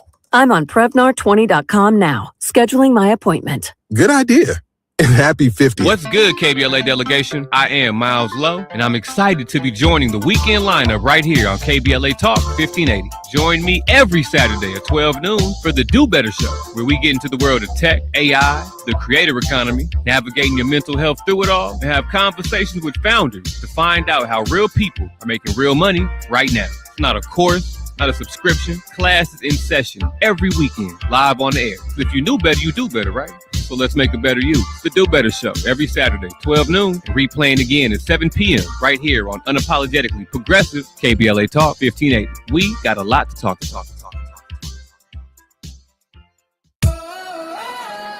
I love days like these at the pool, but my moderate to severe plaque psoriasis can sometimes take me out of the moment. I'm ready to make a splash with clearer skin thanks to Skyrizi, risankizumab Riza. Skyrizi is a prescription-only injection for adults who are candidates for systemic or phototherapy. At 4 months, most people saw 90% clearer skin when measured from head to toe, and many were even 100% plaque-free. People also saw significant improvement in psoriasis symptoms of pain, redness, itching, and burning. Don't use if allergic to Skyrizi. Serious allergic reactions, increased infections, or lower ability to fight them may occur. Before treatment, get checked for infections and tuberculosis. Tell your doctor about any flu-like symptoms or vaccines.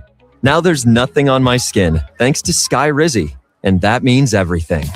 Ask your doctor about Skyrizi, the #1 dermatologist-prescribed biologic in psoriasis. Visit Skyrizi.com or call 1-866-SKYRIZI to learn more.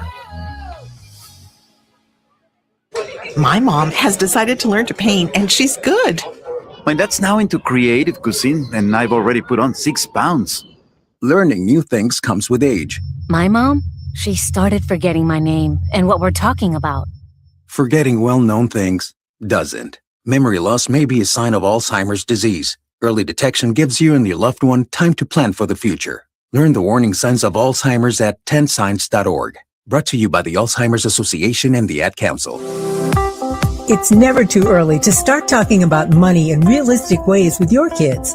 JP Morgan Chase navigates how to educate your kids now about creating long-lasting, healthy money habits. Whether your kids are in elementary school, high school, or college, now is a great time to start a conversation about ways to create healthy money habits as they grow, ultimately benefiting their financial future.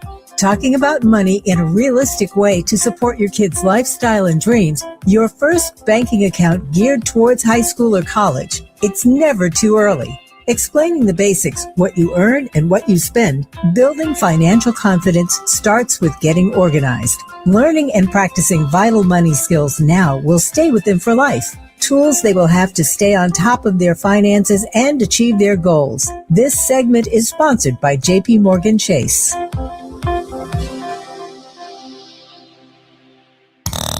Now back to more of Jesse Jackson Jr. on KBLA Talk 1580. The Jesse Jackson Jr. Show. The Jesse Jackson Jr. Show. The Jesse Jackson Jr. Show. The on the show. King Volley, drop the beat. Come on and talk with me. Come on and listen to me. Come on and talk with me. Come on and listen to me. KBLA Talk 15. I'm Jesse Jackson Jr. Welcome forward to the Jesse Jackson Jr. Show on KBLA Talk 1580. Our very special guest and regular contributor is none other than Terry Hord Owen. She is the General Minister and President of the Disciples of Christ Church. Reverend, welcome forward to the show. Thank you for having me. Always good to be here. Madam President, I asked in the last hour Bishop William Joseph Tolton a question that I think matters.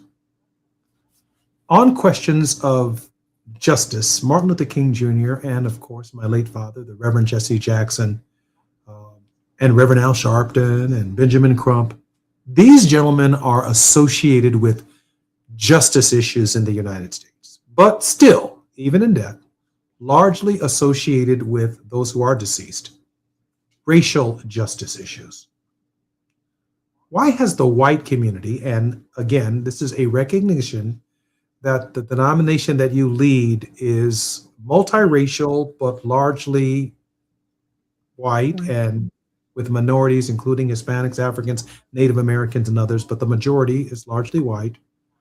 Why do we not see justice issues, or they not see justice issues the way we do? And by that question, I asked Bishop William Tolton, why have they never created or produced a Martin Luther King Jr. or Jesse Jackson for working class white folk?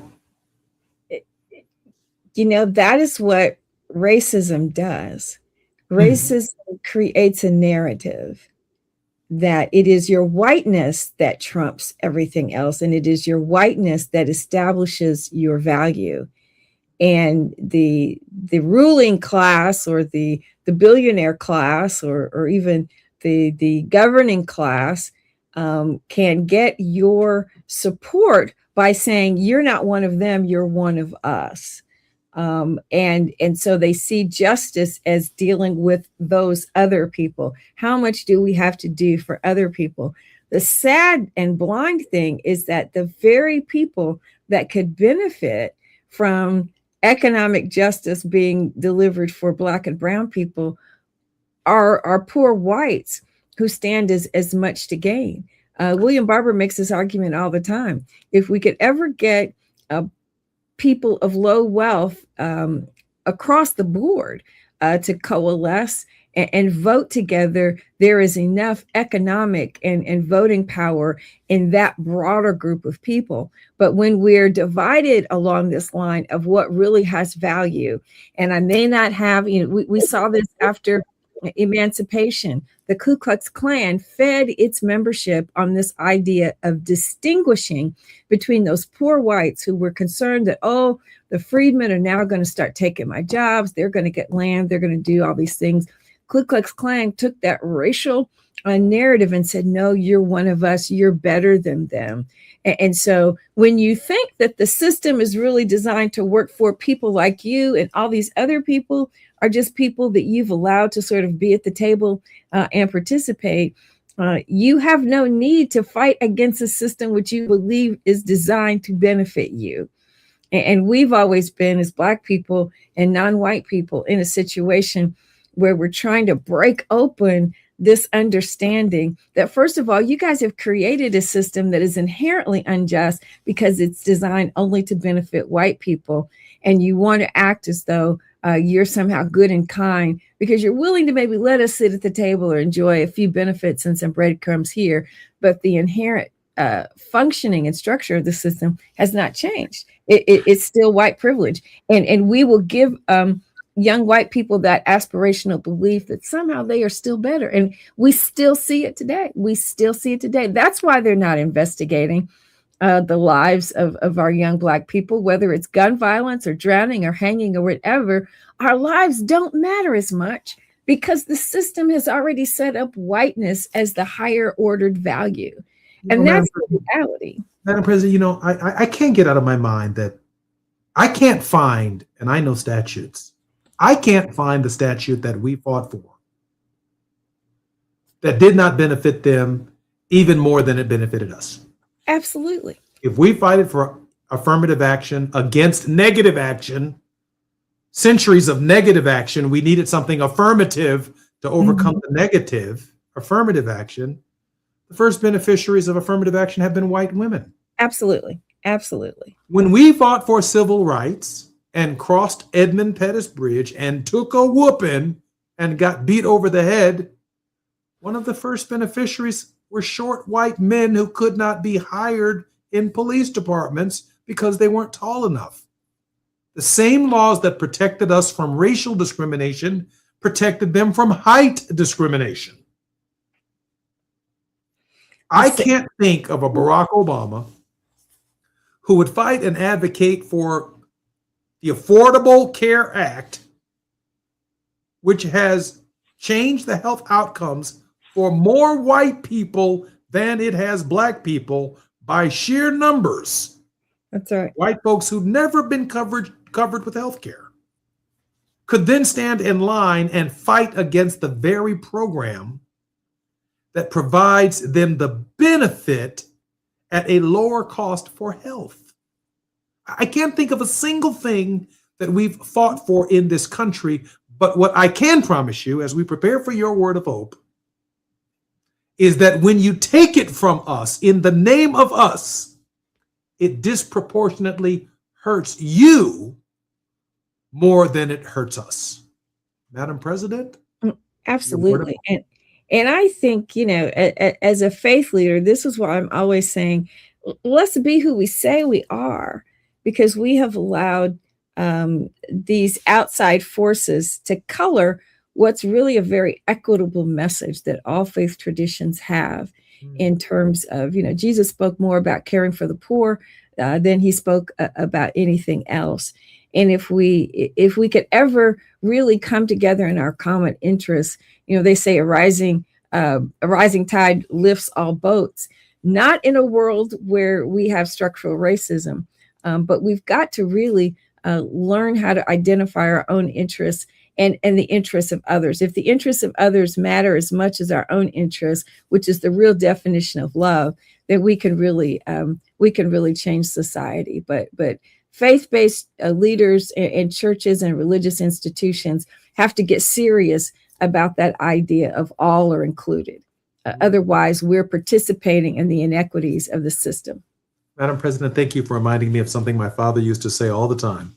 Rising tides don't lift all boats. That's right. They do not. The boats that are stuck at the bottom. Jesse Jackson at his very best. Madam President, we love you, and there's nothing you can do about it. All right. Thank you, sir. Love you too. Look forward to seeing you next week. I'm Jesse Jackson Jr. You've been listening to The Faith Not the Fall with Reverend Terry Hord Owens. She is the General Minister and President of the Disciples of Christ Church, both in the United States and Canada. She is the first African-American woman, but the second woman to lead this denomination. And she is a very special regular contributor to the Jesse Jackson Jr. Show on Mondays on KBLA Talk 1580. More when we come forward. Looking forward to seeing you guys tomorrow on Tenacious Tuesday. I'm Jesse Jackson Jr. KBLA 1580 Santa Monica. I'm Amber Payton with BIN News.